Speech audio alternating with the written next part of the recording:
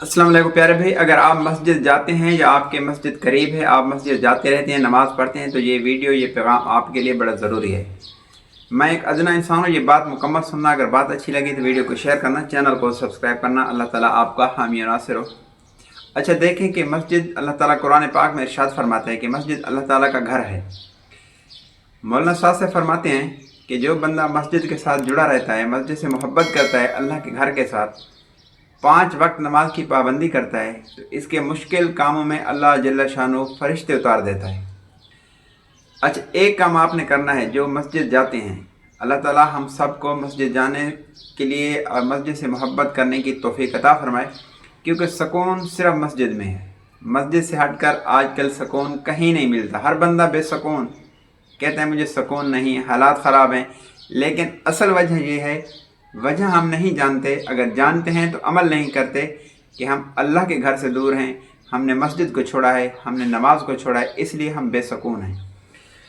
वो बात यह है कि जो बंदे मस्जिद जाते हैं, नमाज़ पढ़ते हैं, तो एक काम लाजमी आप करें, वो मुझे फ़ायदा होगा, आपको फ़ायदा होगा। आज जिस दौर में, जिस हालात में हम गुज़र रहे हैं, ये हालात बड़े ख़राब हैं, बड़े नाजुक हालात हैं।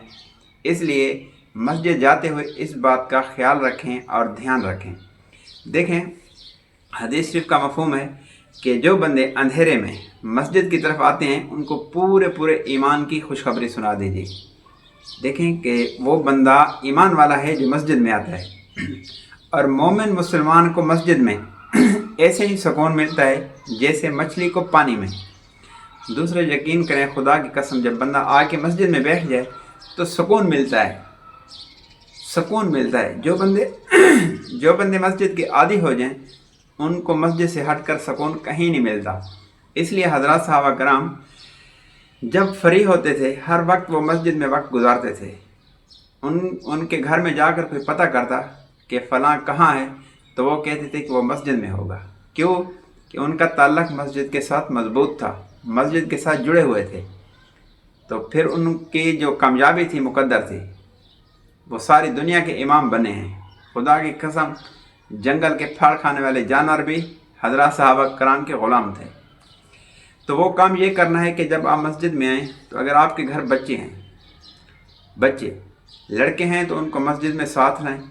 7 साल का है, 6 साल का है, 8 साल का है, हम इनको मस्जिद का आदी नहीं बनाते। लेकिन ये हमारी बड़ी गलती है। 5 से 6 साल का बच्चा मुकम्मल मोबाइल चला सकता है, लेकिन हम उसको मस्जिद क्यों नहीं लाते? हम उसको मस्जिद का आदी क्यों नहीं बनाते? ये वालिदैन की गलती है। मस्जिद में आदी करें अपने बच्चों को। एक तो मस्जिद की रौनक बढ़ जाती है, दूसरा ये है कि हमारे बच्चे आदी बन जाएंगे, मस्जिद में नमाज के आदी बन जाएंगे। कल को 10 बरस के हों तो हमें ज़्यादा उन पर मेहनत ना करनी पड़े।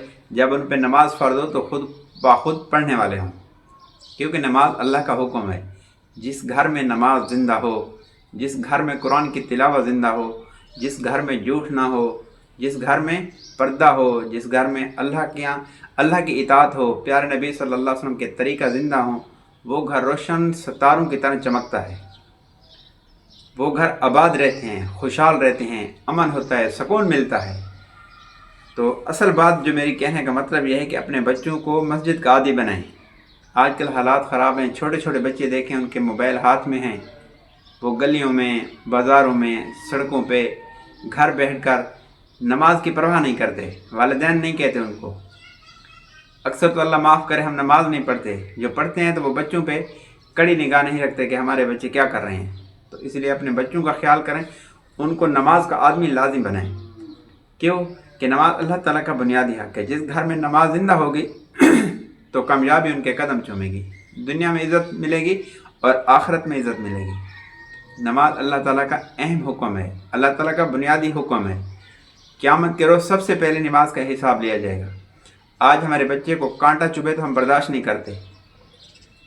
अगर वो बग़ैर नमाज के कल को कितनी सज़ा भुगतेगा। मर जाना मुकद्दर है, सब ने मरना है, किसी ने नहीं रहना। फिर ये हिसाब होगा। ये दुनिया आर्जी है, मुख्तसर है, असल आखिरत है। अल्लाह ताला ने खूबसूरत जन्नत बनाई है, तो उस आखिरत की तैयारी करें। ख़ुद भी, अपने घर वालों को, अपने बच्चों की फ़िक्र करें, अपने बच्चों के लिए सारे काम करें।